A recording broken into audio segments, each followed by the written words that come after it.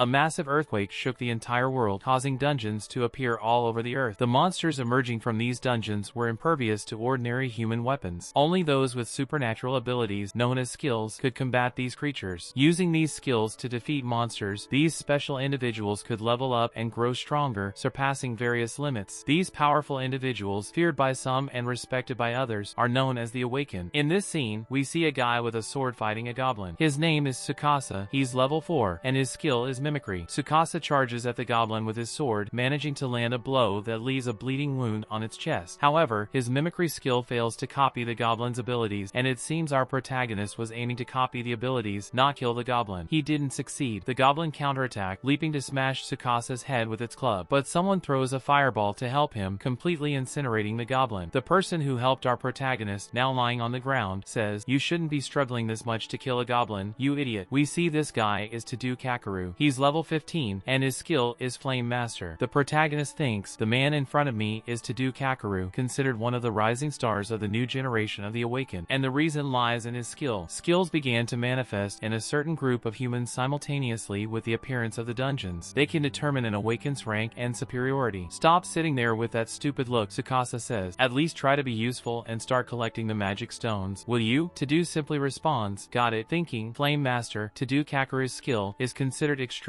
powerful and extraordinary, allowing him to manipulate fire at will. He continues thinking, "And then there's my skill, Mimicry." The system explains, Mimicry skill, after making physical contact with the monster, you can use one of the monster's abilities once. He thinks, let me copy a monster's ability, but the success rate is extremely low, and it puts me at risk by having to get close to the monster. While collecting the magic stones, he reflects on his flawed skill. At this moment, two other boys approach him. One is Riku, level 10, with the skill Herculean Strength, and the other is Inu, level 11, with the skill Lightning. Riku says, "Dude, how long are you going to take to clear this dungeon? You can't even fight, and your skills suck. Why don't you just give up?" Tadu Kakeru hugs Tsukasa and says, "Don't be like that, we're all comrades, right?" Getting close to the protagonist, he whispers, "Just do your best with that horrible skill of yours, buddy." Tsukasa gets really annoyed and explains that the reason he became an adventurer is to cure his younger sister, Tsukasa Mayu, the only family he has. She has suffered from an illness since birth, and he wants to find the elixir, an all-powerful medicine that can cure anything. He says that until he gets that elixir, he can't give up being an adventurer. Riku asks, "So, what's our target today?" Inu responds, "We're not going straight to the boss, are we?" Tadu steps on a goblin's corpse and says, "Our target today is the monster den. We're going to kill them and take all the treasures for ourselves." Meanwhile, he's already burning all the goblins, saying, "Taste some of my flames, you damned goblin." With that, he levels up from 15 to 16 and says, "Even if they're just goblins, if I kill enough of them, I can still level up." Tsukasa thinks, "Damn, the only way to level up is by killing monsters, but I can barely defeat one. Even in this group, everyone else kills the creatures and I don't, so I don't gain any experience. If things continue like this, it makes no sense to stay with them." Finally, they reach the treasure room. The others get excited and start grabbing the gold, but Tadu goes to a corner of the room, does something, and explodes the wall, revealing a golden door. He says, "Oh, I can't believe it, there really is a bonus room here." The bonus room is explained. They are usually filled with valuable rewards and powerful items, but in return, they are extremely well equipped with various traps. Depending on the trap you fall into, you could be killed instantly. Riku asks, "What about the traps?" "Man," Tadu replies, "they're not a problem, I have a good idea." He looks at Tsukasa, who looks back, and Tadu punches Tsukasa in the face, kicking him into the room. He says, "Sorry, Tsukasa," and starts choking him. "You're going to die for us." Weakly, Tsukasa asks, "What are you talking about?" Riku questions, "You're going to use Tsukasa to activate the trap?" The other guy says, "Using your comrade for this is really cruel." Tadu Kakeru. He responds, "Cruel? You must be joking. I'm just trying to recycle this useless trash." They start dragging Tsukasa into the bonus room. Tadu kicks him inside and says, "Thanks for helping us. See you again if you survive, Tsukasa." He responds, "Go to hell." The doors close, and he's left alone inside. Suddenly, a blinding light fills the bonus room. When Tadu Kakeru finally opens his eyes, he seems to be in a coliseum. He asks, "What is this place?" And suddenly, he sees eyes emerging from the darkness. He was already terrified, very nervous, thinking, every dungeon has its ranking, beginner, intermediate. Meanwhile, a creature advances towards him. Advanced, heroic. He sees that the creature looks like a feline beast and thinks, and then there's the final rank that no one has ever conquered, the mythical rank. The creature is called Fenrir the God Devourer, level 80, and he thinks, this is a joke, right? Facing Fenrir, he concludes, this really is a hidden mythical rank dungeon, and you're telling me a trap in a beginner dungeon got me here? This isn't funny at all. He laughs nervously but clenches his fist and says, I refuse. He thinks about his parents who died suddenly and his sister, Mayu, the only family he has left. Despite being nervous, he shouts for Mayu. I refuse to die. I refuse to die in a place like this. The protagonist, completely crazy, charges at Fenrir with a little sword, being only level 4. Fenrir, with just a roar, pushes our protagonist back and hits him with a luminous attack. Just from that, Tsukasa is already dying, coughing up blood, and once again, his mimicry skill fails to copy the target's ability. While coughing up blood, he thinks this really is the end. All messed up, coughing up blood, facing the beast, he's still worried about how he'll die and says, I'm sorry, Mayu. I'm a pathetic brother. When he accepts that he's going to die, suddenly, a voice says, sit, and the ground starts shaking a lot. It seems like something hits the ground, and he sees it's Fenrir being pressed down, cracking the ground. The voice says, good boy, Fenrir. Suddenly, he sees some shoes and a dress passing by, seemingly an elf. She says, Fenrir, I would like you to treat him more gently. After all, he is an important guest. The elf is wearing a beautiful black and gold dress and says, welcome to my castle. It's a pleasure to meet you. All messed up and bloody, he asks, who are you? She replies, you're in a better state than I expected, but I still think it's impossible for you at the moment. She places her hand on his face, which makes him even more scared, and whispers in his ear, this is a gift for you. A magic circle, a ritual circle, begins to appear around them. She says, be grateful for this. The protagonist starts to be affected in some way, and the system informs that his mimicry skill has evolved to copycat. The system also announces that an enormous amount of mana particles has been received and that his level will increase instantly. He sees that he has leveled up from level 4 to 25 and that his skill has evolved from mimicry to copycat. He thinks, leveling up, and my skill too? What the hell just happened? The elf, happy, says, well, I'll take my leave now. A black smoke begins to cover her, and he says, please wait, can't you explain what happened? She just smiles and says, use your new power to defeat him. When you do that, you can leave the mythical rank dungeon Thunderstar. She disappears into a black portal, and Fenrir starts roaring loudly again. He says, you've got to be kidding. I don't stand a chance against this beast. Fenrir attacks directly with its claw, but the protagonist manages to defend a little with his sword. At that moment, the copycat skill activates, and he is thrown back by the attack. The system informs him that this time he managed to copy Fenrir's ability. All messed up, sitting, battered, he thinks, how am I going to fight this thing? And Fenrir keeps staring at him. He finally realizes that the system indicated he successfully copied Fenrir's ability. The ability is called Divine Authority, which imbues the user's body with divine power, enhancing physical abilities to the limit. He thinks that if he uses this ability, he might have a chance. He also notices that the ability lasts only a minute in his body, so he needs to choose the right moment to use it. Tsukasa is managing well, dodging all of Fenrir's attack. He feels light and agile, probably because he leveled up to 25. He is still surprised to have copied Fenrir's ability and thinks that this copycat skill is insane. The system shows that the ability has a 100% chance to copy the target's ability and that the abilities do not disappear after use. To copy the ability, physical contact is no longer necessary. He just needs to witness the target's ability firsthand. Suddenly, Fenrir uses another ability, creating a strong aura around it with several black lightning bolts hitting Tsukasa. This is the wolf's divine strength, which reduces his mobility, suffocating him. The system informs that he also copied this ability, which is described as wolf's divine strength. Use your presence to intimidate opponents, significantly reducing the target's movements for 10 seconds. The greater the level difference, the longer the duration. Tsukasa thinks, I get it, so this is experiencing the ability. But Fenrir doesn't stop there. While Tsukasa is still recovering, it charges with another ability, breaking the ground with its claws. Tsukasa narrowly dodges, seeing the deep claw marks and thinking he won't survive if he's hit. Fenrir charges again, and this time Tsukasa trades blows with its claws using his sword, but the situation is tough. He thinks it's dangerous because he'll soon run out of strength. Even if he copies the ability when hit, he'll die instantly. He considers using Divine Authority to enhance his physical abilities and resistance for a minute, maybe enough to withstand the attack. Without wasting time, Fenrir uses the claw ability again. Tsukasa says, it's do or die, and activates Divine Authority. A powerful aura surrounds Tsukasa, and Fenrir's ability explodes in the field. The system informs him that he successfully copied the Vanguard ability. When the smoke clears, Tsukasa is intact and still has 60 seconds left for Divine Authority to expire. In the meantime, he charges his sword with dark energy and uses Vanguard against Fenrir. The dark blast hits Fenrir squarely in the face. Tsukasa charges again, knowing he still has 50 seconds of Divine Authority. While attacking Fenrir, he thinks, so this is Divine Authority. I'm overflowing with power. Convinced he can win, he kicks Fenrir in the face, but doesn't waste time, as Fenrir is still alive. He runs towards Fenrir, still having 30 seconds left of his Divine Authority ability. They duel with slashes, Fenrir using its claws, and Tsukasa with his sword. He thinks, 20 seconds left. Their abilities clash, and he realizes he needs to defeat Fenrir before his ability expires. Fenrir roars, and Tsukasa roars back, saying he will destroy him with Vanguard. Both use the Vanguard ability against each other. The impact is is powerful, but Fenrir's is stronger, forcing Tsukasa to dodge. He realizes he can't match Fenrir's power level due to the level difference, so he decides to attack directly. With 10 seconds left, Fenrir prepares another ability with its mouth, and Tsukasa needs to run and dodge. With 8 seconds left, he is hit by the explosion with 7 seconds remaining, but manages to escape. With 6 seconds left, he's on top of Fenrir, preparing an attack. Fenrir tries to use the same ability again, as Tsukasa can't dodge in the air. With 5 seconds left, he wields his sword and thinks that if he hits Fenrir's eye, he can cancel the ability. With 4 seconds left, he stabs the sword into Fenrir's eye, jumps onto its snout, pulls out the sword, and faces the creature. With 3 seconds left, he decides to end it now. With 2 seconds left, as he is about to plunge the sword into Fenrir's head, a voice says stop, and both freeze. The system informs that the copycat ability has been activated, copying the ability wordplay. The same elf appears and says, "Congratulations, your performance was splendid." She declares the battle over and says it's time for a peaceful picnic. When Tsukasa can move again, he asks, "Why are you doing this?" She replies, "Maybe to kill my boredom. Rarely do adventurers come here, and usually, when they do, Fenrir kills them immediately. So I never expected to find someone like you." She asks if he can fulfill a request, and despite being hesitant, he agrees. The elf explains that she wants to know what the world outside is like, but she can't go freely because of the mana particles. He agrees to help, and the elf, surprised by his immediate response, smiles. Tsukasa thinks he can't fully trust her yet, but helping her might be beneficial for his own interests. He asks how exactly she wants to learn about the outside world, but suddenly his vision blurs, and he feels weak. The elf cradles his head to her chest, saying, "It seems you've used too much strength. I don't blame you for that." He asks her name, and she replies, "My name is Loki. I can't wait to work with you, Tsukasa." He wakes up looking at an unfamiliar ceiling, and someone in the same hospital room says, "Oh, so you finally woke up, sleepyhead." He asks who it is, and it seems to be a child. She responds, "Oh, you've forgotten me already? What a heartless man." It's clearly Loki, but in a child form. He asks, "Wait, you're Loki?" And she replies, "Drop the formalities, just Loki is fine. I thought I'd finally get to explore the outside world, but you were bedridden all this time. You bored me," she said. Then he asks, "Can you tell me what happened after I passed out?" "I carried your body and teleported you back to the beginner dungeon where you came from." "So, you brought me to the hospital?" "Hospital? Oh, so that's what it's called." "Actually, I left your unconscious body where we teleported," she replied while grabbing an apple with telekinesis. "An adventurer passing by found you and brought you here to the hospital. But if you can teleport, why haven't you gone outside until now?" he asked. "Because I'm a goddess, and to maintain my true form, I need a lot of mana. And it seems that in this world there's very little mana circulating in the air. I misspoke before, okay? In that speech inside the dungeon, I said there was a lot of mana, but it was actually little. Sorry," she explained. "I can only manifest this immature form you see now. Obviously, I can't move freely in this form, right?" "Yeah, I guess not. You'd probably be taken in by the police for protection," he commented. She smacked his head and said, "Insolent." He asked, "Okay, but more importantly, why did you help me?" "Because I want your cooperation," she replied, but stopped talking. "No, I'll leave the details for later." She began to summon that black smoke again, and he asked, "Where are you going?" "I'm not so rude as to intrude on a family moment. See you next time," she said, and teleported onto the chair. At that moment, someone arrived. It was his sister. "Mayu?" he asked, and she ran to hug him. "You idiot, you were in a coma for a week. The doctors even said you might never wake up." "A week? I had no idea I slept for so long." "Sorry for worrying you, little sister," he said. She started crying. "I'm so happy you woke up. If you had also left me, I'm not going anywhere. After all, we're family, right?" he replied, as her tears fell. "Anyway, I need to go. You keep resting, okay?" she said. "Okay, you too, don't overdo it," he replied. "Don't worry. Recently, I've been feeling very well," she said. He thought, Jesus, she's more frantic than usual. Loki reappeared in the room and asked, "Tsukasa, is this your sister?" "Yes, her name is Mayu, and she's the only family I have left," he replied. He started thinking about Mayu, who has had an illness since birth. The doctors said there's no cure for her condition. That's why he had been dealing with these dungeons all this time, to find the elixir that cures all diseases. "I understand, but I have something to tell you. Your sister's illness can't be cured even with that elixir," Loki said. "What do you mean by that?" he asked. "The origin of Mayu's illness is the dungeon's curse," she explained. "What do you mean, dungeon's curse?" he asked. Loki added, "I think it comes from a skill. I don't know exactly who used this skill, but it was the work of another mythical level entity, like me. So, if this curse came from a skill, killing the god who used the skill would break the curse?" he asked. "Yes, exactly," replied Loki. "Loki," he said in a firm tone, surprising her, "I'm going to defeat the god who did this and cure Mayu. Will you help me?" She thought for a moment while sitting and then replied, "All right, I'll help you on this path. I'm also curious to know who did this to her." He thanked her. With that decided, "We need to go to dungeons every day so you can train. You'll need a lot more experience to face a mythical rank entity." "I'd really like to do that, but I still need to go to school," he said. "School? What's that?" asked Loki. The protagonist began to explain, "I study at Tenjutsu Academy, a school where all the students are awakened. It's a school specialized in training new adventurers. But anyway, you'll be part of my team now, Loki. Indeed, I will. I can't wait to cooperate with you, Tsukasa. 3 days later, on a day off, they went to the Dungeon Organization and Management Center in Japan. The receptionist explained that she couldn't let him enter a dungeon alone. Ah, I figured, he thought. Please consider the level difference. It's stipulated that when adventuring solo, it's safe to face monsters lower than your level. You can face monsters of the same level, but it's very dangerous to battle monsters higher than your level, the receptionist explained. Currently, you're level 4, and the monsters in the beginner dungeon go up to level 5 goblin. I know the differences aren't big, but rules are rules. Loki thought, how insolent. Should I turn her into mincemeat for you? Please, don't say things like that, he replied. We decided not to show my real card, remember? My real card shows that I'm level 25 and my skill is copycat, but for the organizations, I'm still level 4. The organization's database hasn't been updated since then. If they find out, it'll be a headache. You're very patient, or just lazy, commented Loki. Come on, Loki, I don't want to cause a scene here, okay, he said. Don't worry, it's too late to turn back now. Try using wordplay on her. I think the results will be at least interesting, she suggested. I copied that skill before, didn't I? It's not forbidden to activate skills here, but I'll give it a try, he said. He turned to the receptionist and, using his skill, said, excuse me, can you let me enter a dungeon alone? The system indicated he activated the wordplay skill. The receptionist seemed hypnotized, as if under mind control. Understood. May I see your card to proceed? She said. In the end, they managed to get through. He telepathically asked Loki, they don't know I used the skill, right? Don't worry. Wordplay can't be detected by anyone. It's a god skill, after all, replied Loki. I think I underestimated you a bit, Loki, he said. Was it just my imagination, or did I sense a bit of disrespect in your words? She commented, making him nervous. They reached a bridge leading to a portal for a dungeon. This is the dungeon gate that connects adventurers to any existing dungeon and allows them to go back and forth freely, explained Loki. Tsukasa scanned his card, which confirmed the entry and announced that the gate was opening. When the portal opened before them, Tsukasa said, no matter how many monsters I have to kill or how many dungeons I have to conquer, if it breaks my use curse, I'll even kill a god. They both passed through the portal. When Tsukasa stepped in, he was already wearing his adventurer's outfit. They found themselves in the goblin den. Loki asked, okay, but what exactly are you going to do in this dungeon? Let's see how far I can go, replied Tsukasa. A level 5 goblin appeared in front of him. I'll start by testing my strength against these guys, he said. Tsukasa, now level 25 with the copycat skill, charged at the goblin and effortlessly slashed its belly, killing it instantly. Loki asked, are you satisfied? As you know, opponents like this will rarely be a challenge for you, but at least it makes me happy. Well, this is the first time I've killed a goblin alone. You're level 25. Of course, it was going to be easy, said Loki. Meanwhile, Tsukasa picked up a magic stone, thinking that the reason he advanced so much was because Loki gave him many mana particles. Thanks to that, he could now kill the goblins he couldn't before, and he didn't even break a sweat doing it. I owe you, Loki, he said. You do. It was a very simple task for me. But now, Tsukasa, what will you do next? We'll keep going deeper. Our goal is to reach the boss here, he replied while descending the stairs. The system notified them that they were already on the 5th underground floor. Loki, floating beside Tsukasa as they went down the stairs, commented, ah, this is getting very boring. Are you expecting something different? He asked. Obviously, I'm expecting a very bloody battle, but when we analyze it, none of these monsters can really be called opponents for you. This is a serious problem, said Loki. Look, their forces are showing up now, she commented. Many goblins were appearing, definitely a lot of enemies, indicating that the boss room was nearby. Tsukasa wasted no time and beheaded the first one. The first to attack wins, he said, cutting down all the goblins he saw without mercy. Even with so many goblins, I can finish them off easily. I was worried if I could really fight them, but this feels like a picnic, he thought. The goblins kept coming. It looked like an army of them. What a crowd, Tsukasa commented, imbuing his sword with dark energy again. Loki tried to warn him, stop, Tsukasa, but he didn't listen and used the Vanguard skill. A large black blast shot towards the goblins, annihilating everything around and creating a big rift in the dungeon. Suddenly, Tsukasa felt a sharp pain in his body and fell to his knees. I told you to stop, you idiot. This is the price for using these divine techniques in your weak human body, said Loki. But that didn't happen when I used it before, he replied. With your human body, you were using divine authority before, explained Loki. Remember, she said. Tsukasa asked, so, I can't use Fenrir's abilities unless divine authority is active? Correct. And that's why I didn't tell you those words, replied Loki. She began to chant something and said, I forbid you from using all of Fenrir's abilities, including divine authority. All the abilities you got from Fenrir are now sealed. What? Why? He asked. This limitation is just for now because you're saving your trump card for later. And it's called a trump card because the best is saved for last, explained Loki. He thought, oh, that's why you can't trust a trickster god like this. Meanwhile, Loki was laughing at him. Finally, they arrived at the grand boss doors. We're finally here, said Tsukasa. Quite a fancy entrance for a goblin, commented Loki. It was explained that the Goblin King is the final boss of the goblin nest, and his ability to summon minions allows him to call infinite goblins. This is one of the first tests to see if someone is truly an adventurer. Okay, let's do this, said Tsukasa, opening the boss room doors. So this is the boss here? He looks very confident for just a goblin, said Loki. The Goblin King, as ugly as the other goblins, rose from his throne. He was level 15, but a dark mass appeared at his feet as he summoned many other goblins to fight alongside him, forming a huge army. Compared to Fenrir, this is nothing. I think I'll be fine, thought Tsukasa. Suddenly, Loki used another skill, Flames of Wrath sparked, and the Goblin King became much stronger, as did his minion. The system notified that the Goblin King and his goblins had entered a state of fury. What did you do? Asked Tsukasa. This was supposed to be a test for you. Do your best, Tsukasa, replied Loki. He was shocked but then smiled and said, You're a sly goddess, aren't you? The Goblin King charged at him, more furious than before. The goblins, in a frenzy, attacked Tsukasa like wild animals. Unafraid, he charged at the goblins with his sword. Loki watched and thought that if he could defeat all these monsters without using divine authority, she would truly understand his worth. Tsukasa was surrounded by many goblins but killed each one that approached, dodging and killing 4 more at once. There were goblin corpses everywhere, with heads rolling and blood splattered. He realized he couldn't kill the goblins with a single attack because of the fury mode given to them by Loki. The Goblin King was shouting loudly, motivating the goblins around him. There's still that problem, thought Tsukasa. The Goblin King's unique ability is summoning more goblins. They never end. Meanwhile, the Goblin King was emitting a powerful aura. Tsukasa thought that since the Goblin King had berserker status, all the goblins he summoned did too. If I can't reach the Goblin King, I'll be stuck in this battle forever. So, I'll seal his abilities to avoid further problems, decided Tsukasa. He used the wordplay skill and said, Don't use any abilities. The system indicated the skill was activated and chains wrapped around the Goblin King, but he broke them all and attacked Tsukasa with his club. Tsukasa defended with his sword. He was thrown back by the force of the blow. Damn, what happened? He thought. Loki commented, You had a good idea. It would have worked if he wasn't in berserker mode. So, his abilities, he began, and Loki finished, are not sealed. The Goblin King continued shouting and summoning more goblins. Loki said, The enemy you want to face is a god. You need to find a way to turn the tide in your favor. Tsukasa thought, She's right. If I want to cure my illness, I have to defeat a god. If I'm struggling to defeat an enemy like this, I'll never be able to save her. Loki asked, Can you still fight? He gripped his sword and replied, Of course I can. Facing the Goblin King, he said, An eye for an eye and a tooth for a tooth, and began slashing, tearing apart, and decapitating the goblins around him, blood splattering everywhere. He was getting closer to the Goblin King. The Goblin King glared at Tsukasa and roared, summoning more goblins. Tsukasa smiled. It looks like you used your ability. I'll take that ability for myself now. He activated the copycat skill and successfully stole the Goblin King's ability, starting to summon his own goblin. A large summoning circle appeared in front of him. I think this will work, he thought. The summoning symbol glowed brightly, and he heard a growl, but it was something strange. What is this? Are you serious? When he looked, it wasn't a goblin. He had summoned a miniature version of Fenrir, a mini Fenrir. The mini Fenrir turned to him and started rubbing against his leg. Loki laughed at him, and Tsukasa thought, Oh, this girl. This is the same Fenrir I fought in that mythical dungeon. He's small, but he might have some of the original Fenrir's strength. Meanwhile, the goblin army was furious again and charged at him. The mini Fenrir, fearless, attacked the army and unleashed a mini vanguard, completely decimating the goblins with an explosion. Seeing this, Tsukasa started laughing and said, Is this for real? The mini Fenrir wagged its tail, and Tsukasa petted him. Are you going to fight by my side? Tsukasa asked, and the Fenrir responded with a ROF. The Goblin King continued shouting and summoning more goblins. Tsukasa said, I'll leave these small fries to you, Fenrir, and the two charged into battle. The Fenrir faced the goblin army, while Tsukasa went straight for the Goblin King. Now it's one-on-one, said Tsukasa. The Goblin King didn't retreat and tried to hit Tsukasa with his club, but Tsukasa defended with his sword and managed to dodge the attack. Seeing an opening, he slashed the Goblin King's leg, causing him to fall to the ground with such force that his crown fell off. Desperate, the Goblin King faced the situation. The mini Fenrir had already dealt with all the other goblins easily and was panting but continued staring at the Goblin King. Tsukasa moved to finish off the king, stabbing the creature's eyes and saying, Now, Fenrir. He jumped behind the king, and the mini Fenrir unleashed another vanguard. Tsukasa leaped with his sword and said, This is your end, plunging the sword into the middle of the Goblin King's forehead. Blood spurted, and the Goblin King screamed, but when the smoke cleared, only the magic stone he dropped remained. Loki commented, It was smart to use his summoning against him, but just because you defeated a beginner dungeon doesn't mean you should get cocky. Alright, he thought. Yeah, I know that. While holding the magic stone that fell from the Goblin King, he reflected, It's just a beginner dungeon, but I managed to do it alone. I'll keep getting stronger every day. He said, Just wait a little longer, Mayu. Loki interrupted, More importantly, Tsukasa, Are you going to give this little one a name? The mini Fenrir, with a cute face, looked up at him. A name? Let me think. Lufin. He'll be called Lufin. Lufin rubbed against his leg again, wagging his tail happily. He's so cute, Tsukasa thought. Lufin is just a nickname for Fenrir, he said, petting Lufin. Okay, it's time for us to rest. Let's exchange this magic stone and buy some delicious food for Mayu to eat. Loki ran after him, saying, I want some sweets, and Lufin barked, woof, woof. They returned to the receptionist he had controlled earlier. She said, what? You managed to clear the dungeon alone? He replied, yes, and here's the magic stone to prove it. I'd like to exchange it for money, please. The woman was still shocked but composed herself and said, alright, just a moment to process the exchange. She thought, how exactly did he, at level 4, enter a dungeon alone and achieve this? Tsukasa noticed the question written all over her face. Okay, that settles things for now. Time to head back, he said, stretching. At that same place, a crowd had gathered, catching his attention. He heard some people saying, look over there, and saw some guys confronting a girl. He recognized Tadu Kakeru, the jerk who had thrown him into the dungeon to die. Why don't you join our team? Hashigane asked Tadu. Apparently, that was the girl's name. Tsukasa thought, that girl. People say she's the top awakened Hashigane Rin. She responded, sorry, Tadu, I'm not interested in you. What? He exclaimed. Tsukasa thought, she's so cold. Hashigane noticed Tsukasa and said, you there. Tadu's group also turned, asking, what? She said, Tsukasa. He panicked, looking around and trying to hide. Hashigane continued, please wait, Tsukasa. Nervous, he replied, hi, Hashigane. I didn't expect to see you here. Yeah, really, but actually, I came looking for you, she said. Me? He asked. Yes, I got a call from a receptionist I know. She told me an adventurer went into a dungeon solo at level 4. I'm sure you know who I'm talking about, right, Tsukasa? Explained Hashigane. We get a brief explanation about Hashigane Rin. She is in the same class as Tsukasa and Tadu, and she is the top student at Tenjutsu Academy, the school for the awakened. Combining that with her good look, the media is all over her. But to Tsukasa, she remains just a girl outside his bubble. Tsukasa thought that the receptionist probably talked to Hashigane right after the effects of wordplay had worn off. He admitted to himself that forcing his way into the dungeon was a mistake. It's hard to explain, he said. Can you just show me your card real quick? Only if you're not hiding something from me, right? Hashigane asked. He felt embarrassed. She continued, what kind of look is that? You're not really hiding something, are you? Loki spoke in his mind. Did you let her seduce you that easily? I'm not being seduced, he said, but cut off his sentence, realizing he had spoken out loud. Hashigane, confused, asked, what? No, it's nothing. Oh, I just need to show you my card, right? He pulled the card from his pocket, but Tadu interrupted the conversation. Tadu said, hey everyone, long time no see, huh? Tsukasa, and stared at everyone. I heard you made it out of the dungeon. I'm glad to see you again, Tsukasa. The bald guy said, didn't expect less from one of our group members. Another guy said, yeah, glad you're okay. Tsukasa was getting pissed off with their fake concern, and Hashigane noticed it. Tadu continued, but the most important thing now, Hashigane, I'll ask you one more time, okay? Why don't you join us? We'll be the strongest group in Japan. But she just turned away, ignoring him, and said, Tsukasa, can you just show me your card, please? He extended the card, feeling nervous. She took a close look, and they saw that his level had changed on the card, now showing level 15 instead of 4. The completed dungeons were also listed, confirming he had completed the beginner dungeon. Hashigane said, I had my suspicions, but it really was you, and you did it alone. That's very impressive. Tadu said, he cleared a dungeon alone? His entire group was shocked by this. Hashigane continued talking to Tsukasa, you've leveled up quite a bit, huh? Well, I guess that's natural for someone who defeated a boss. Tsukasa thought, thank God I managed to change the information on the fake card in time. Loki said, I think you should be thanking me. Hashigane said, so, clearing a dungeon at a low level, I didn't know you had so much hidden talent. He gave a nervous laugh and thought to himself, actually, it's all thanks to Loki. Tadu said, he's lying. There's no way that guy could have cleared a dungeon alone. It's impossible for someone like him, with his useless skill, to do that. I bet he cheated somehow. Hashigane confronted Tadu and said, are you serious? You know there's no way to forge a fake card. He got all nervous, and she turned back to Tsukasa. Anyway, Tadu Kakeru, you just cleared that dungeon alone, right? So, you have some free time now. Would you like to form a group with me? We can do a dungeon together one of these days. Both Tsukasa and Tadu were shocked by this. Tadu asked, are you kidding me, Hashigane? Have you gone mad? You're ditching Tadu Kakeru for this guy? Don't let him fool you. There's no way he cleared a dungeon alone. Look, I won't do anything against you. Join my group. We can easily clear any dungeon. Hashigane replied, you still haven't stopped talking? It's an undeniable truth that Tsukasa cleared a dungeon alone, and I can't say the same for you, who's always causing trouble with your friends. But on the other hand, I've never liked people like you, Tadu. He was so shocked he almost fell backward. She continued, and one last thing, I know very well the things you've done. She was strictly referring to what they did to Tsukasa earlier. Tadu grabbed Tsukasa by the collar and said, you jerk, you haven't been ratting me out, have you? Tsukasa thought, I could make an excuse now, but that would cause even more problems. What should I do now? Don't stay quiet, you little brat. Tadu prepared to punch Tsukasa, but Tsukasa easily dodged. Tadeu got even angrier and prepared a fireball aimed at Tsukasa. He said, "Are you making me look stupid?" Tsukasa responded, "Calm down, Tadeu." "Ah, shut up." Tadeu hurled the fireball at Tsukasa, but Hashigane simply slapped his hand, completely canceling the fireball. She said, "Tadeu, do you have any idea what you're doing? It's forbidden to use skills outside of a dungeon." He replied, "It's not my fault, it's his. He's been lying from the start." She said, "Oh my god, I'm impressed you can still say that with such an ego." She grabbed Tsukasa's hand and said, "Let's go, Tsukasa." He got nervous when she took his hand and asked, "Where are we going?" Tadeu, still fuming, yelled, "Tsukasa, I swear I'll expose you. Hashigane is mine." Shortly after that, we see Tsukasa in another dungeon with Hashigane. They're in a beginner-ranked dungeon called Kobold Camp. It's explained that Kobold Camp is a beginner dungeon with a recommended level of 15. Tsukasa thought, I followed Hashigane as she asked, "But what exactly does she want with me?" She was cheerfully leading the way, and Tsukasa said, "Are you really going to be okay fighting them alone?" She replied, "Oh, that's not a problem for me. Just watch my first example." We see that the kobolds were armor, sword, and shields, much more evolved than the goblin. One of them charged at Hashigane, but she effortlessly decapitated 3 of them at once with a single skill. Her skill was quite beautiful, a yellow light. Tsukasa thought, "Wow, that's amazing." Loki commented, "Her sword is interesting." Tsukasa telepathically asked, "Do you know anything about it?" She replied, "Yes, I do," but was interrupted as another kobold charged at Tsukasa. Hashigane said, "Now it's your turn." He replied, "Understood." She said, "Show me what you're capable of." He charged at the kobold with his sword, but the kobold blocked with its shield. It tried to counterattack Tsukasa, but he performed a pirouette and dodged the attack. Hashigane said, "Keep your guard up. Kobolds are smarter than goblins. There are 2 ways to defeat an enemy with a shield. You can break their shield with force or." Meanwhile, Tsukasa charged again. This time, he didn't attack directly, he moved behind the kobold with his speed. Hashigane finished the sentence, "Or you can slip out of the shield's reach." That's exactly what Tsukasa did. Facing the kobold, he attacked from behind, decapitating the enemy with a single strike. Hashigane thought,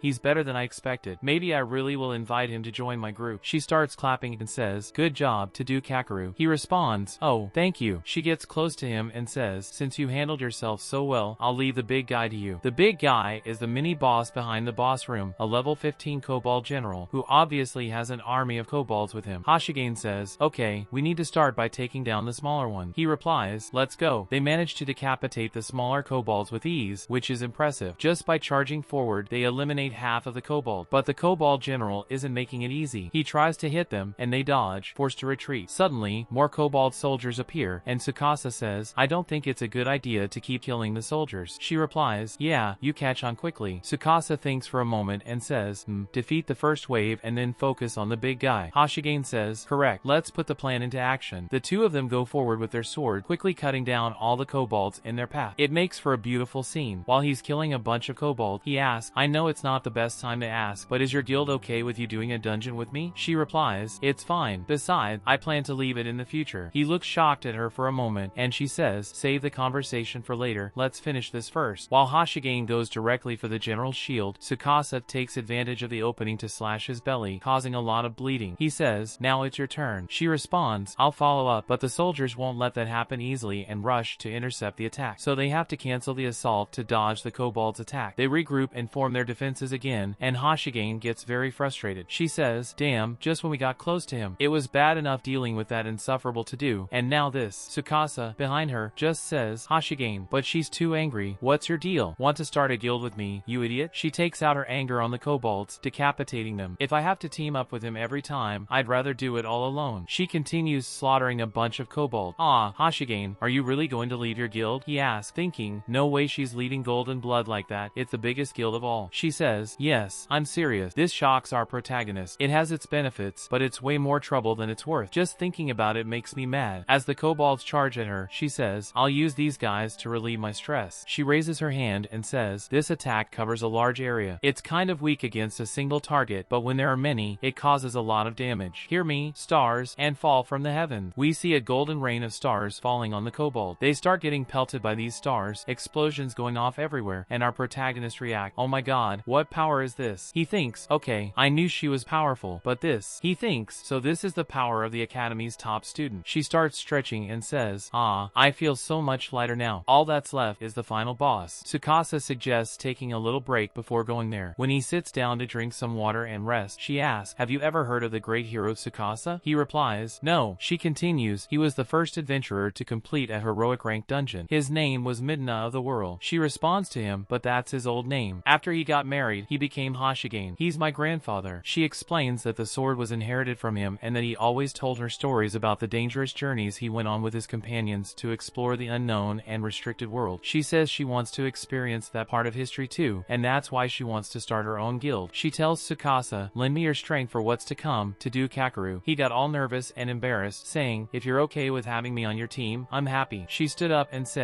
alright, enough chit chat. We've rested enough. Let's head straight to the final boss now. We see them walking through a corridor inside a cave, and she says, we're finally here. Tsukasa says, yeah, so this is the boss? He looks around and says, wait, there's something here. We see that it's Todo's team. Todo says, you took your time, huh? I've been waiting for you, Hashigane, and you worthless piece of trash. The protagonist glares at him, very pissed off, and Hashigane responds, oh, what a coincidence. Todo, what are you doing here? Isn't it obvious? I'm here to help my dear friends. Tsukasa thinks to himself, coming from his mouth, that means nothing. We all know what he does to his buddies, right? Hashigane says, friends? I'll make sure none of my friends suffer any scratches. And my father also got us some new equipment that I requested. So, are you going to challenge the boss or not? Whoever gets here first gets to decide first. It's up to you, though I hate leading this decision with you. Tsukasa thinks that the rule for who gets to face the boss is whoever reaches the boss doors first. It's an indisputable rule among adventurers. Todo says, you bet I will. I'll prove to you that I'm dead serious about reaching the top, and you'll be the first to see my true glory. Let that brainless idiot Tsukasa just watch us. Hashigane just says, he's hopeless. Let's just watch for now and see what happens. Tsukasa says, we can challenge the boss another time. Meanwhile, Luck is watching the whole drama on an old TV, and even she's bad-mouthing Todo now. That idiot gets on my nerves, annoying us. Damn bastard. The boss of the Kobold Camp Dungeon is the Kobold King, just like the Goblin King was the boss of the Goblin Dungeon. Tsukasa thinks the final boss of the Kobold Camp is the Kobold King. Like the Goblin King, he can summon his subordinates, but in this case, he summons armored kobold. Additionally, he has a powerful skill called Thunder Blade. In the next scene, we see Todo's group facing the Kobold King. They handle the Kobold warriors well, especially Todo with his fire magic. Tsukasa thinks, I hate to admit it, but Todo's group is strong. Without a doubt, with this power, they can defeat the Kobold King. We see the Kobold struggling against Todo's fire abilities. Then, Todo looks at Hashigane and says, do you like what you see? Do you like my power, Hashigane? She just stays silent, watching. But just when Todo thinks he's defeated the boss, a strange voice starts speaking in his ear. Being filled with madness makes you a tyrant who will bring destruction to this world. Tsukasa is shocked because he's heard a similar voice before. Todo says, what is this? We see that the kobold is still standing, with smoke around him. We know very well who caused this, right? The kobold roars loudly and now becomes the level 20 Kobold King. The Kobold King's level increased by 5 with this berserk status effect. Todo panics a bit but quickly regains his composure and throws a fireball at the Kobold King. However, it's useless because the creature is enraged and charges its sword with electricity. Todo takes the full electric charge to the head, screams loudly, and gets hit by the kobold sword. He's not cut or sliced, but he's thrown very far. Hashigane thinks, what just happened? Tsukasa, using his telepathy, asks, what does this mean? Luck. She responds, it should be obvious, right? This is the punishment for those who get in our way. The kobold charges at Todo, who can't get up. As the kobold prepares to finish Todo off for good, he's on the ground, begging, covered in blood, saying, stay away from me. But the kobold shows no mercy. Luckily, Hashigane, being a very good person, saves Todo and manages to defend him with her sword. She says, what ridiculous strength. Luck asks, are you sure she can withstand this attack? She'll be in danger soon. Tsukasa says, you're horrible, Luck. The kobold was extremely angry, but our protagonist stepped in and kicked it hard in the face, sending it flying. Now that Tsukasa was in prime mode, he said, take the others and get out of here, Hashigane. I'll handle him. We see Tsukasa confronting the enraged Kobold King, much like the Goblin King, but much larger and stronger, with a cool electric-powered sword. Todo yelled at Tsukasa, stop being an idiot, there's no way a piece of trash like you can defeat him. But one of Todo's team members simply said, Todo. Hashigane said, alright, I'll leave this to you, Todo Kakeru. She helped Todo's group but told Tsukasa, don't push yourself too hard. Tsukasa, panting, said, you could have done less. Luck. Unfazed, he summoned Lufin, a small and cute familiar. Todo asked, what's that? Hashigane commented, oh, it's so cute. Tsukasa charged at the Kobold King and said, let's do this. It's in Lufin's and our protagonist's hands now. He told Lufin, you handle the kobold. And Lufin responded, as always, woof. The protagonist faced off against the Kobold King, crossing swords with him. The kobold's strength was greater, and Tsukasa was thrown into the air. But in prime mode, he used the wall to propel himself back at the Kobold King. He managed to slash the king's shoulder, causing blood to splatter on his face. He complained, damn, the cut was too shallow. In berserk mode, the Kobold King became even angrier, surrounded by a pinkish red red aura. Tsukasa thought, now that I've cut him, can I copy his ability? The system appeared before him. Thunder Blade ability successfully copied. We get a summary of the ability. Thunder Blade imbues the target's weapon with pulsating electricity, increasing attack power and penetration, and periodically paralyzing the enemy's movements. Tsukasa thought, now I understand how annoying it is to fight against this. Someone in the background commented, Tsukasa, I'm amazed he's using the Cobalt King's ability. The protagonist, now also imbued with red electricity, faced off with the Cobalt, but Tsukasa was undeterred and called Lufin. Lufin unleashed a vanguard at the Cobalt King, slashing him down the middle, but the Cobalt regenerated and roared again. The protagonist said, this is getting annoying, and summoned his lightning. This time, he changed its color, summoning blue lightning and saying, lightning, roar. The system notified that the Thunder Blade ability was activated. He realized the ability had more effects than just one. Besides enhancing the main weapon, it also had a secondary effect. The system described, harness the power of thunder to execute an area damage attack, and the struck target is stunned. With this, the protagonist charged his lightning and unleashed it on the Cobalt King, hitting him with the full charge. Seizing the opportunity created by the stun, he attacked with his thunder-imbued blade, striking the Cobalt King in the chest, saying, this ends here. He used the area attack within the Cobalt King's chest, spreading lightning everywhere. The Cobalt King couldn't withstand the charge and disintegrated. Hashigane was shocked, and the protagonist picked up the stone dropped by the boss and said, it's over, Hashigane. She, still somewhat shocked, said, good job, Tsukasa. She thought, who exactly is this guy? The scene changed, and we see Luck eating an apple. She said, you really need to go to school, Tsukasa. Entering a dungeon is a much better use of your time. He replied, I need to attend school to access the dungeons. She complained, ugh. He continued, besides, there's a lot of information about dungeons at school since it's an academy for adventurers. He said he might study a bit there and find clues about who cursed his sister. But speaking of sisters, this is the last thing we posted about that. Why do authors have problems with sisters? Do they hate their sisters? They always give the sister a disease. It's impressive. Tsukasa replied, but going to dungeons is the easiest way to get stronger. She retorted, well, anyway, I'll see what I can do for you, because it looks like there's something interesting at your academy shop. He asked, where are you going? She answered, I'm going to enjoy the show from the front row. We arrive at Tenjutsu Academy. Cool. This is the first time we see the inside of the academy. He studies in class 2A. When he enters the classroom, people look a bit scared of him. One guy says, I thought Karak was dead. Another guy says, how long is this loser going to keep training to try to be an adventurer? The protagonist thinks to himself, looks like people gossiped so much they thought I was dead. Well, it was definitely to do, but if it weren't for Loki, I'd really be dead. The first person to talk to him, obviously, is Hashigane, but we see a somewhat suspicious angle from the author's part, a view that shows the lower part of the girl's uniform. She says, good morning, Tsukasa. Thank you so much for yesterday, by the way. And he replies, good morning to you too, Hashigane. Actually, I should be thanking you for showing me your training method, which is very different from mine. She responds, anyway, for our next dungeon, what do you think about the intermediate dungeon, Moro's abode? She thinks to herself, I still don't know the limits of Tsukasa's strength and want to uncover his secrets. Just by looking at her face, the protagonist realizes she's definitely suspicious of me. I shouldn't be so hasty around her, using my abilities in front of her. One of the students comments, hey, is Hashigane being friendly with that loser? Another replies, is she crazy, going to a dungeon with him? And she, already flirting with the protagonist, says, are you free today? If you are, we could go after school. What do you think? But suddenly, Tadu enters the room and walks towards Tsukasa, saying, you have the nerve to show up here? Hashigane responds, I think that's my line, Tadu. You're the one who's being shameless by talking to us. They face off in typical anime style, like Sasuke and Naruto. The protagonist thinks, I hope this doesn't turn into another fight. But that thought is contradicted in the next second because Tadu says to Tsukasa, fight me. I'll expose your lies for everyone to see. Man, I think Tadu is dumb. I mean, we already know he's dumb, but he's really dumb. He literally saw Tsukasa defeat the boss right in front of him. What's up with this character? Seriously. In some stories, they really force the characters. He's as dense as a brick. He literally saw Tsukasa defeat the boss right in front of him. Tsukasa thinks, but why fight me? Loki gives a sly smile. She wants this fight to happen. She wants to watch from the front row. Tadu says, you cleared a dungeon alone, right? Don't tell me you're going to run from a fight. He stammers and says, no.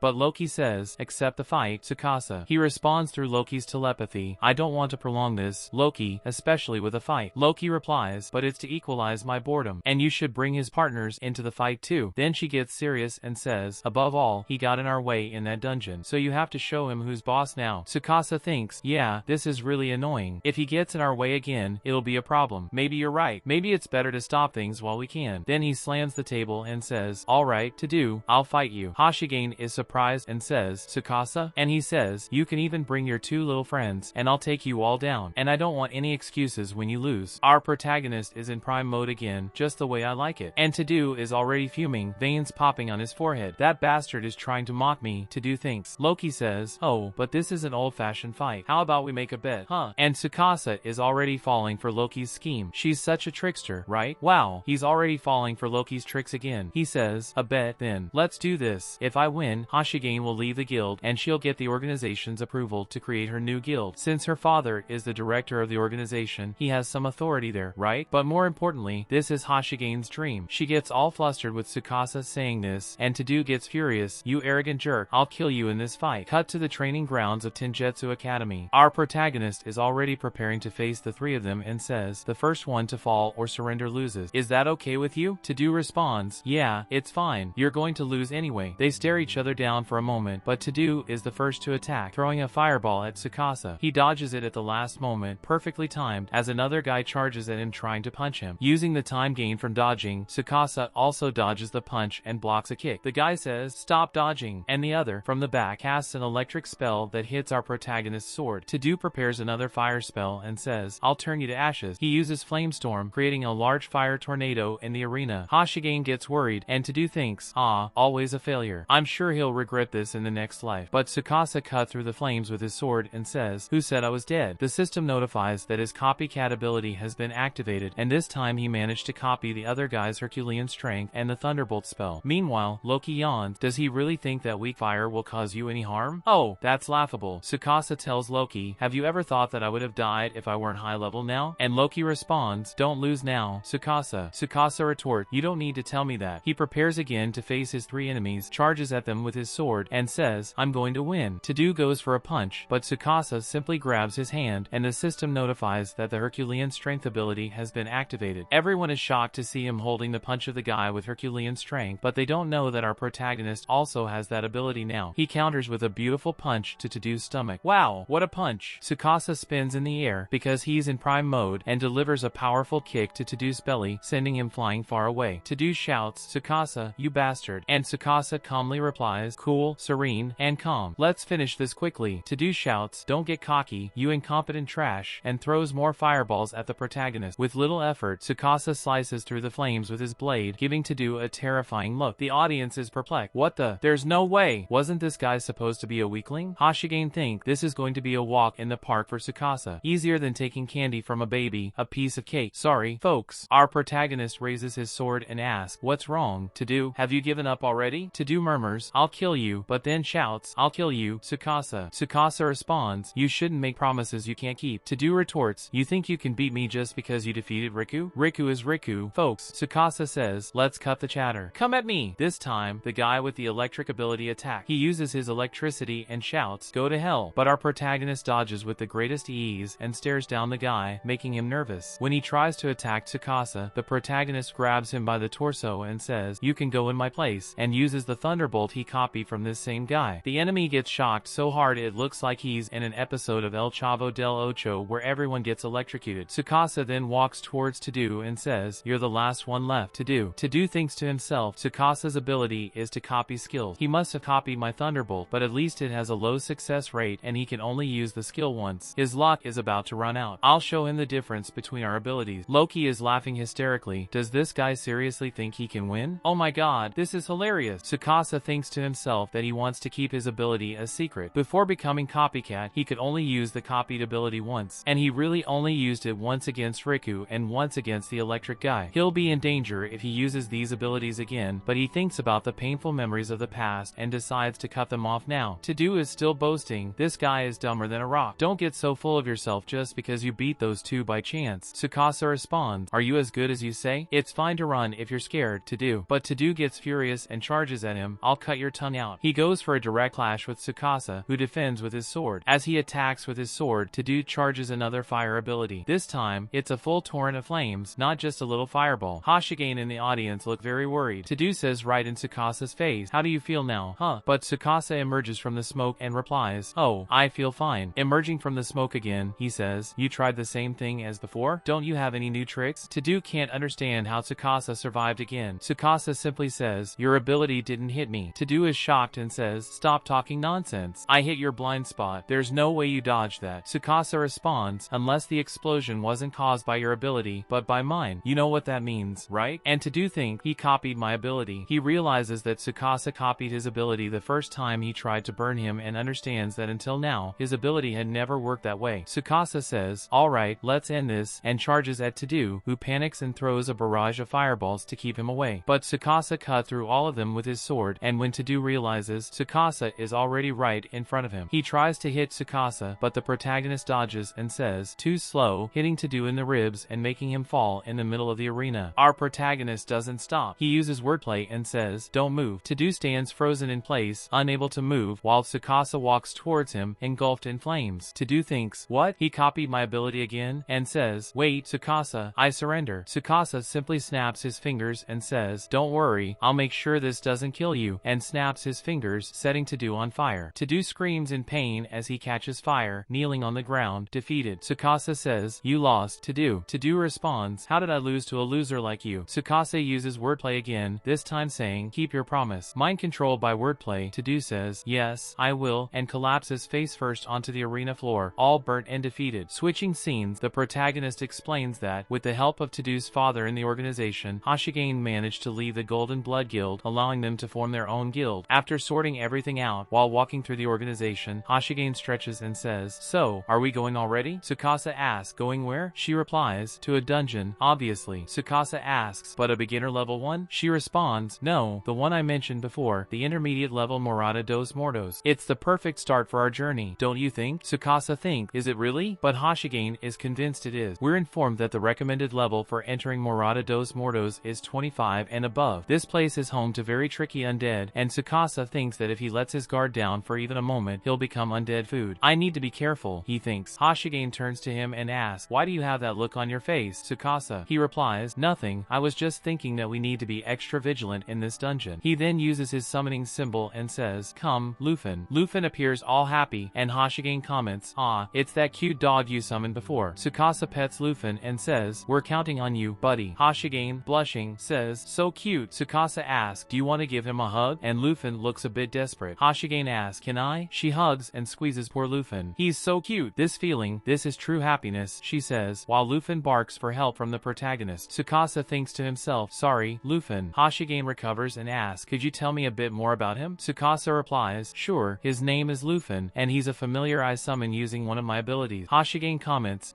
that sounds like a really useful ability. Whom did you copy it from exactly? Loki thinks, she has sharp senses for a human, huh? She noticed the difference in your ability. Tsukasa thinks, is this really the time for that, Loki? He needs to steer her away from this topic quickly and says, about that. But Hashigane gives a small smile and says, I won't force you to give an answer now. It's considered rude to keep asking about people's abilities like that. She pets Lufin and says, I trust you too, giving the protagonist a wink, adding, you'll watch my back, right? Whoa, watching her back with a wink, nice. He responds, of course. She says, then I'm in your hands. But honestly, you might not need to protect me. Soon after, they advance further into the dungeon and encounter an army of skeletons. The system alerts, undead soldiers, level 23. Unlike goblins and kobolds, they not only have armor and swords, but also archers this time. Hashigane says, I'll break their defenses, follow me. He asks, isn't it better to take it slow for now? She replies, don't worry, my sword is especially made for these guys. I'll show you what that means. She charges at them with her sword, slicing them with no problem. Instead of regular weapons, her sword pulverizes the undead. Loki starts analyzing the sword and comments, ah, yes, her sword is a holy sword. It cut through undead easier than butter. Tsukasa notes that things are still risky because more undead are emerging from the cemetery. He says, let's help her out, L. They charge at the skeleton. Tsukasa uses a skeleton's head as a springboard to jump beside Hashigane, who is surrounded by skeletons. Tsukasa comments, looks like you went too far ahead, Hashigane. She responds, thanks for the help, Tsukasa. The skeleton that Tsukasa kicked gets back up, and he comments, seems like defeating them isn't enough. This is further proven when he decapitates a skeleton, and its head regenerates instantly. He says, they don't understand the word quit. Surrounded by skeletons, he says, this is pretty bad. Loki asks, what are you doing over there? Meanwhile, Hashigane is slicing through them like butter. She says, are you struggling, Tsukasa? She continues, I can't let you get tired right at the beginning, so I'll help you out. He asks, are you going to use your ability? She replies, I hate to disappoint you, but not this time. I'll use my sword. I'll show you a fraction of my power. She raises her holy sword and starts chanting, holy sword, shine once more. The sword begins to glow brightly, like a star, and all the undead in the area simply evaporate, turning into mere magic stones. Tsukasa comments, so this is the power of the holy sword. Hashigane says, all I did did was release the sword's radiance. It's like a wave of light to defeat weak undead like them. It's quite useful. While hugging Lufin lovingly, she says, "Can you collect the magic stones for me? I'll stay here with Lufin for now." This time, Lufin seems to be enjoying the affection. Tsukasa comments, "She charmed you too, huh?" When they finally reach the boss doors of this dungeon, Loki says, "It took you a long time to get here. I almost died of boredom." Hashigane replies, "We arrived with energy to spare. All that's left is to defeat the boss." Tsukasa asks, "Do you already have a strategy on how to fight it?" She replies, "Don't worry, I have an idea." He insists, "So, what's the plan?" She says, "You'll see. I'll take it down with one attack." When they enter, they see countless skeletons within the catacombs. Tsukasa comments, "So this is an intermediate level boss fight." They see the Undead Lord, level 38, with the ability to create level 3 undead. Its skull has some crystals embedded in its forehead. Loki comments, "Spectacular, isn't it?" Tsukasa asks, "Can you tell me your strategy now, Hashigane?" She replies, "I'll defeat them all with my ability, that's all." Tsukasa asks incredulously, "Are you joking?" She responds, "No, I'm serious. Against a boss, a prolonged fight is no good. Its ability to create undead is worse than the summoning abilities we've seen. If we take too long, we'll be in a very bad spot." The system explains, creating undead is an ability that allows the user to freely create multiple undead. It's one of the most powerful summoning abilities without limit. Hashigane continues, "My fully charged ability can defeat all these weaker soldiers, but it takes time to charge completely. I need you to cover me." Tsukasa responds, "Okay, understood. Lufin and I will buy you some time, so don't miss this chance." She says, "Who do you think you're talking to, Tsukasa? This will be a piece of cake." Tsukasa uses the ability he copied from To-Do to launch a barrage of fireballs at the skeletons, while Lufin tears through them. Loki comments, "Ah, these skeletons are just cannon fodder that he summons. They simply disappear after a certain amount of damage." Tsukasa says, "So I should just do what I always do, right?" Loki replies, "Simple is best." Tsukasa activates Thunder Blade and starts pulverizing the skeletons within his reach. He makes a huge leap toward the boss, but the big guards in front of him block the attack with their swords. The impact throws him back, but Lufin takes advantage of the opening and uses Vanguard on the guards. A big explosion occurs, but it seems they use their shields to defend themselves, so they remain intact. The Undead Lord uses its ability again, reanimating the skeletons Tsukasa had defeated, even using other skeletons to regenerate the damaged parts of the guards. Tsukasa thinks, is this part of its ability? Loki thinks, it seems this boss opted for quality over quantity. Its brain is not as rotten as its body. As they realize, there are several of those larger guards instead of many weak skeletons. Tsukasa thinks, "Ah, this isn't the time for jokes, Loki. The situation is pretty bad now." Loki replies, "Don't make me repeat myself, Tsukasa. Who is the enemy you want to defeat so badly? A mere undead lord? I don't think so." Tsukasa agrees, "You're right. I can do this. Just watch me, Loki." She says, "Yes, I'll watch. Entertain me, Tsukasa." He starts charging another fire spell and thinks, throwing my abilities around randomly isn't working. He extends his hand as if it were a fire gun and says, "Came in," releasing a concentrated fire laser that completely pierces through the larger guard. Loki comments, "Look at that. You condense the flames before releasing them. Not bad, Tsukasa." He thinks that this is a simple way to manipulate fire, but the important thing is to use creativity, right? We see a big hole in the skeleton's chest, and it falls to the ground, dead again. Not that it wasn't already dead, but now it's dead again. Even the other skeletons are trembling, and the protagonist says, "I'm surprised that even monsters can feel fear. This will help me defeat them." He then creates a firestorm with his sword, hitting all the skeletons. He calls out, "Hashigane," and she responds, "Yes, I think my ability is ready now." She begins to chant her spell, Mirror Image of Paradise, Banquet of Champions, Land of Eternal Rest, Turnanog. We're told that this ability seems to have a mental influence, takes time, and leaves defenses open, but when unleashed, it has unparalleled power, making the risk worth it. The protagonist simply says, "Incredible," and Loki comments, "Incredible is a very fitting word to describe it." He replies, "So this is the power of the number 1 awakened of the new generation." She picks up the boss's magic stone and says, "Well, mission accomplished. It was a piece of cake thanks to you, Tsukasa." He comments, "I expected she'd be carrying a heavy stone like that," and she responds, "Actually, I didn't do much." Loki adds, "All you did was buy time, after all," and Hashigane says, "Well, let's head back. I don't want to stay in this place any longer." But it seems Lufin is barking at something, and the protagonist asks, "What's wrong, Lufin?" Loki warns him, "Stay on guard. It seems the battle isn't over yet." The protagonist replies, "Huh, what did you say?" But it was too late to notice the enormous laser behind them. Our protagonist is very startled by what he sees. It appears that the Undead Lord has returned, much angrier than before. Now he has a more demonic and beastly form, with horns and a tail, and the system alerts that he is a level 50 archdemon. Hashigane comments, "Archdemon? What is an advanced beast doing here?" Just by stepping, he shakes the ground, and Lufin dodges out of the way. Hashigane says, "Here, Tsukasa, come with me," and the protagonist starts starts running. He thinks that in her hand is a teleport stone. It'll be very useful since they can teleport you instantly during an emergency. She begins to channel the teleport, and he thinks, okay, it's a valuable item, but it's worth using now. As he steps in, Hashigane uses the teleport. That's it for this episode. Folks, leave a like, subscribe to the channel, and see you next time. Bye!